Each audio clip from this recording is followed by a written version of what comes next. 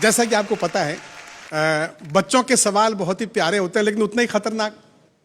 और अब टीवी युग का बच्चा और होमवर्क की पीड़ा वाला एक बच्चा, चार पंक्तियां देखिए। स्वागत। कि बच्चे ने पूछा होमवर्क करते करते आदमी शादी क्यों करता है? अच्छा। बाप ने सवाल के वजन को तोला और फिर टालने के लिए बोला, आदमी शर्ट में बटन नहीं टांग सकता ना, इसलिए शादी करता है। अच्छा। बच्चे ने फौरन दूसरा सवाल किया, फिर दर्जी क्यों शादी करता है?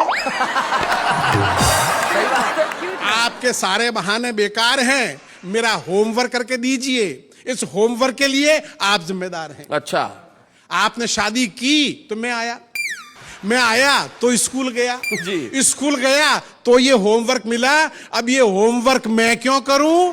शर्ट में बटन टांकने आपको नहीं आते थे, उसकी सजा मैं क्यों भुगतूं?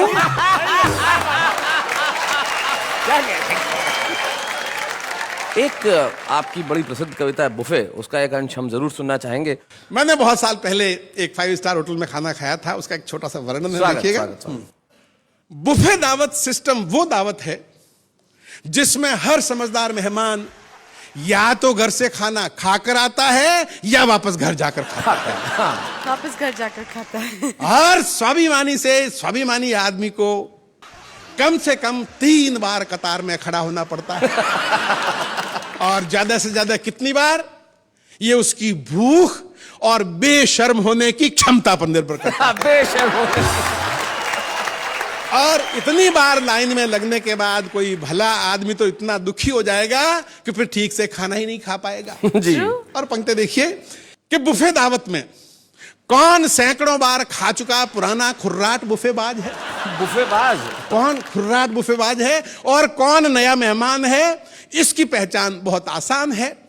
पुराना अपनी प्लेट में जरा सा 1-2 चम्मच खाना ऐसे धर लाता है जैसे सत्यनारायण का प्रसाद लाया हो। अच्छा। जबकि नया अपनी प्लेट में खाने की हर डिश ऐसे भर लाता है जैसे कोई भिखारी 10 घरों से भीख मांग कर लाया हो।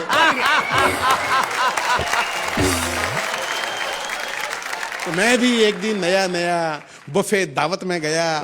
युद्ध क्षेत्र की तरह फैला बड़ा सा हॉल, ऊपर से 5 स्टार होटल का आतंकित माहौल, ढाल और तलवारों की तरह प्लेटों और चम्मचों की आवाजें, और उसमें चक्रव्यूह में फंसे अभिमन्यु स्वामी। अच्छा। मैंने कूपन लिया तो ऐसा लगा जैसे खाने का लाइसेंस मिल गया।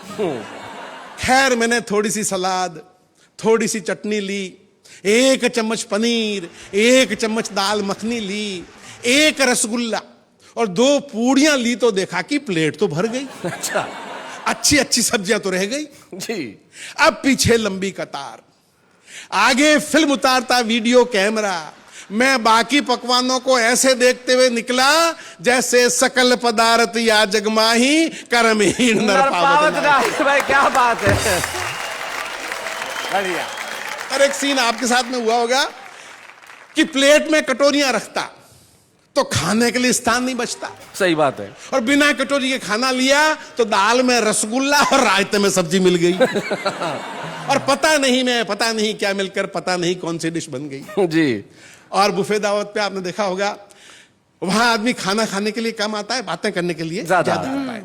अब मैं जो ही एक प्लेट में खाना भर के एक तरफ कोने में जाके खड़ा होके खा रहा था, तो एक भाई साहब आए और आते ही पूछा, आपने रसगुल्ला तो लिया ही नहीं? अच्छा। मन में आया बोल दूं, ये दाल और चटनी में डूबा पड़ा है वो रसगुल्ला ही है। बहुत अच्छे। अंतिम पंक्तियां, वाह रे बुफे तेरी बलिहारी, उल्टी ही रीत है सारी, बचपन में गांव में सीखा था कि खाना हाथ धोकर खाओ, जूते उतार कर खाओ। क्या बात। खाते खाते बातें मत करो और खाने के बाद अच्छी तरह कुल्ला करो। जी। उस दिन वहां सब बिना हाथ धोए और जूते पहन के खा रहे थे, खाते खाते बातें भी किए जा रहे थे और खाने के बाद मेरे बेटे किसी ने कुल्ला नहीं किया। क्या बात है। भारतीय संस्कृति में ऐसों को गंवार कहते हैं। क्या बात है। उस दिन 5 स्टार होटल में पता चला वहां कुल्ला करने वालों को गंवार समझते हैं। क्या बात है। वाह वाह वाह वाह वाह वाह। ये कविता जो अटल जी सुना रहे हैं, ये छत्तीसगढ़ में 11वीं कक्षा में हिंदी के पाठ्यक्रम में पढ़ाई जाती है, तो हमें लगता है आपको वो कविता जरूर सुनानी चाहिए। बहुत खूब। कविता का शीर्षक है क्या हमारे पूर्वज बंदर थे। घर में पाते ही एकांत मैं रटने लगा डार्विन का सिद्धांत। हमारे पूर्वज बंदर थे, हमारे पूर्वज बंदर थे, और जब मैं रट रहा था तब पिताजी अंदर थे। बहुत अच्छे। तब पिताजी अंदर थे, वे आए और चिल्लाए, ये क्या बकता है, पूर्वजों को बंदर कहता है। सोचा था पढ़ेगा लिखेगा, बाप दादों का नाम रोशन करेगा, नाम रोशन करना तो रहा दूर, उल्टे बता रहा उनको लंगूर। पिताजी ने खींच के एक हाथ दिया, मैंने डार्विन साहब को याद किया कि आप तो मर गए, मेरी जान को मुसीबत कर गए। जी। बंदर को पूर्वज मानू तो घर में पिटाई, और ना मानू तो स्कूल में धुलाई। जी। मैंने सोचा सबसे पूछा जाए और फिर किसी नतीजे पे पहुंचा जाए। मैंने पूछा अपने पड़ोसी से, क्या हमारे पूर्वज बंदर थे? वे बोले तुम्हारे होंगे, हमारे पूर्वज तो अग्रवाल थे। बहुत अच्छे। पंक्ति देखिएगा जी। कि दादाजी एक दिन सायंकालीन आम के एक भयंकर शौकीन अपने मित्र राम दुलारे के संग बाजार को गए।